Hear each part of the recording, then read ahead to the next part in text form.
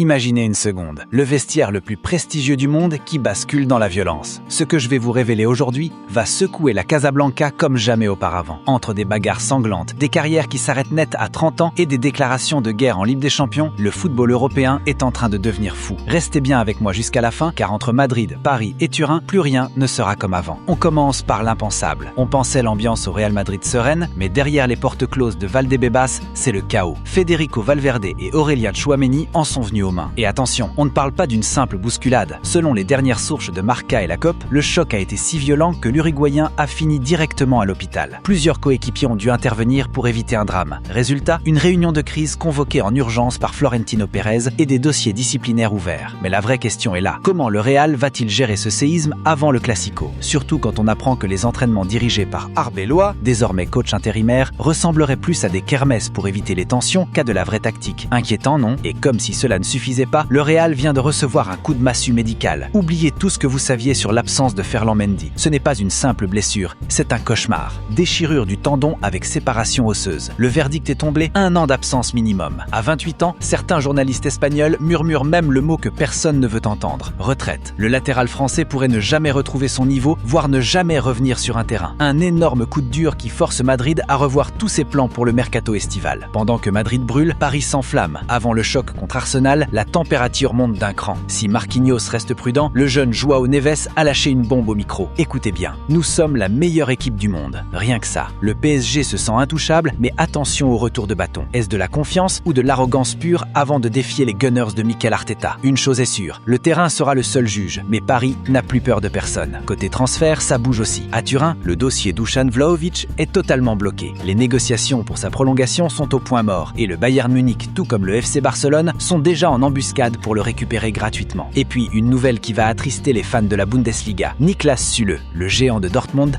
a pris tout le monde de court. À seulement 30 ans, il annonce qu'il raccroche les crampons à la fin de la saison. Une décision prise dans les larmes après une énième alerte au genou. Le football perd un soldat et Dortmund un pilier. On termine sur une note plus légère, ou du moins plus inspirante. Ansu Fati renaît de ses cendres du côté de Monaco. L'ancien héritier de Messi au Barça s'est confié « Je me sens enfin libre ». Après des années de calvaire physique et une pression médiatique étouffante en Catalogne, le prodige espagnol retrouve le sourire. Est-ce le début d'un grand retour au sommet pour lui? C'est tout ce qu'on lui souhaite. Voilà pour ce tour d'horizon explosif. Entre la bagarre Valverde-Tchouaméni et la possible fin de carrière de Mendy, le Real Madrid est-il en train de perdre pied cette saison? Et que pensez-vous de la déclaration de Joao Neves sur le PSG? Dites-le moi dans les commentaires, je veux lire vos avis. N'oubliez pas de lâcher un énorme pouce bleu si vous avez aimé ce format et abonnez-vous pour ne rien rater des prochaines bombes du mercato. C'était votre dose de foot, à très vite.